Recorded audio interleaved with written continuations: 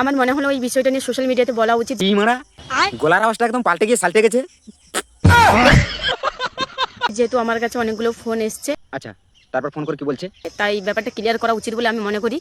কারণ আমি প্রথম থেকে দেখেছি যে আমায় নিয়ে অনেক ভিউ তোমরা কামিয়েছো, যে যেরকম পেরেছো নিজের মতো লিখে ভিডিও এডিট করে সোশ্যাল মিডিয়াতে আপলোড করে ভিউ কামিয়েছো, টাকা ইনকাম করেছো। তারপর আমি কিছু বলিনি। আমি হাত জড়ো করে তোমাদের কাছে অনুরোধ করবো, এই যে যারা যারা নিজেদের পেজ থেকে এই যে একটা মিথ্যে কথা রটাচ্ছ, নন্দীগ্রামে উপনির্বাচন ভোটে আমি নাকি তৃণমূল কংগ্রেসের প্রার্থী।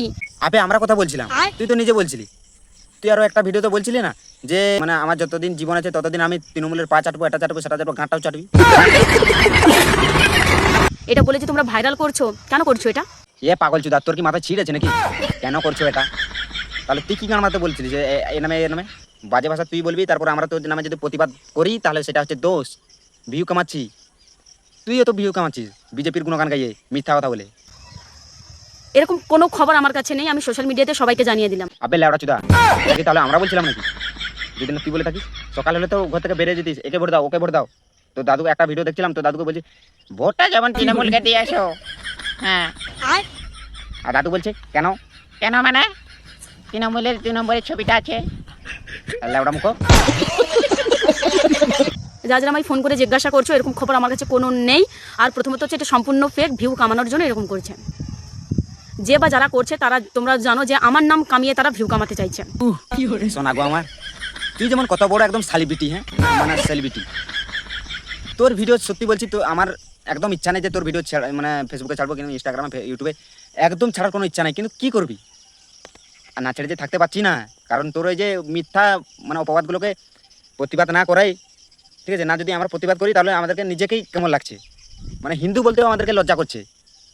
সেই জন্য তোর ভিডিও ছাড়া কথা, প্রতিবাদ করা কথা, না হলে তোর ওই ঝাটের বালের মতো মুখটাকে দেখতে আমাদের ইচ্ছা করে না, ঠিক আছে? তুমি যে আমার। তো বন্ধুরা, এই হচ্ছে আমাদের দুনিয়ার মধ্যে সবথেকে দাঁত খোঁচা মাল। যুগে যুগে আমি তোমারই। ই মা দাঁতগুলো তো গুটকা কর। জয় বাংলা। জয় বাংলা। এই টোটোতে, অটোতে, হেলিকপ্টারে, মোটোতে, উবারে, ওলাতে, ট্রেনে, বন্দে ভারতে, সাইকেলে, বাইসাইকেলে, সবে করে এখন বঙ্গে আসা হচ্ছে।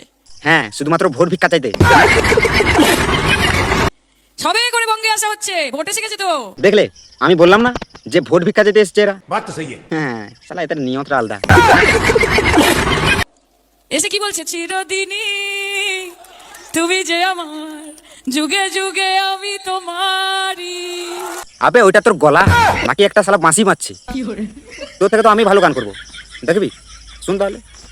চিরদিনই তুমি যে আমার, যুগে যুগে আমি তোমারই, আমি আছি সেই যে তোমার, সাওয়েনি আছে সবার জন্যই। আসলে এই মালটার স্টেজ প্রোগ্রাম অনেক করার শখ ছিল, এই জন্য একে এই দাঁত খোঁচা মাল বলে, গুটখাকর বলে কেউ একে বলেনি। তো বন্ধুরা, এই ভিডিওগুলো যদি সবাইকে ভালো লেগে থাকে তাহলে একটা করে সাবস্ক্রাইব, একটা লাইক, আর সবাইকে ভিডিওটা দেখার জন্য শেয়ার করে দেবে। আর একদম ঝেড়ে শেয়ার করবে, ঝেড়ে লাইক দাও, সাবস্ক্রাইবও করবে। তো সাবস্ক্রাইব কিন্তু করতে ভুলবে না, নাহলে নতুন নতুন ভিডিও কিন্তু কেউ আর দেখতে পাবে না, ঠিক আছে? সাবস্ক্রাইব করে দাও যাতে নতুন নতুন ভিডিওগুলো তোমাদের কাছে সবাই পৌঁছে যেতে পারে। তো চলো দেখাচ্ছে নেক্সট ভিডিও। তো বন্ধুরা, সায়নী ঘোষের গান ভার্সেস আমার গান, তো চলো লেটস গো, শুরু করা যাক। ও মাঝি হালা করিস না, ছেড়ে দে নৌকায় আমি যাব মদিনা। দে দে পাল তুলে দে, মাঝি হেলা করিস না, চুপে চুপে সানি লাগাতে দেবে, কাউকে বলিস না। প্রোটেকশন নিয়ে যাবে, না হলে বাঁশ। তো hello guys, welcome to my new video. লোকের ঘরে আম গাছে আমচু,